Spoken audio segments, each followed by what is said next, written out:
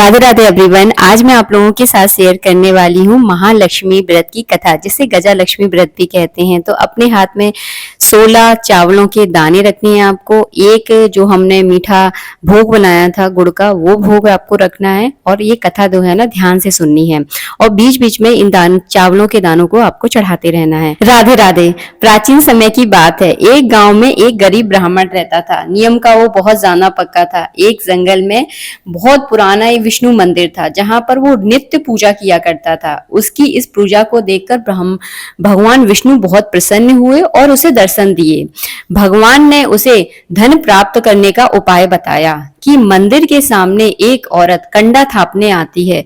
सुबह आकर तुम उसे पकड़ लेना और अपने घर ले जाने का आग्रह करना, और जब तक वो आपके घर पर ना जाए तब तक उसको छोड़ना मत, जब तक कि वो तुम्हारे घर आने का निमंत्रण स्वीकार ना कर ले। वह मेरी स्त्री लक्ष्मी है, उसके तुम्हारे घर में आते ही सारे दुख तुम्हारे दूर हो जाएंगे। इतना कहकर भगवान विष्णु अंतर्ध्यान हो गए।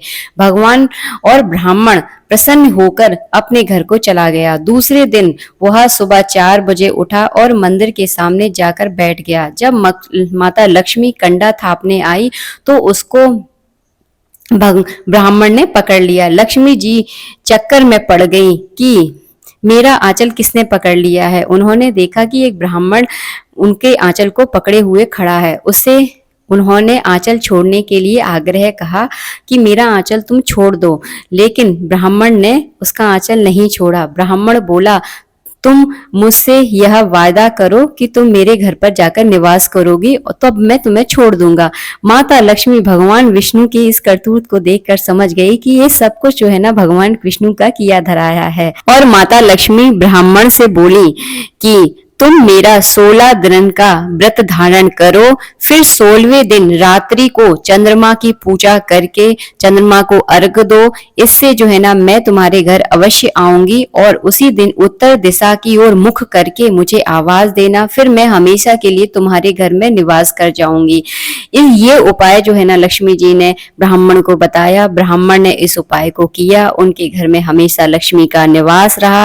लक्ष्मी जी सदा के लिए उनके घर में विराजमान हो गई। जैसे ब्राह्मण के घर में लक्ष्मी आई, उसी तरह हम सबके घर में लक्ष्मी आए। इस तरह से जो है ना ये कथा संपूर्ण होती है।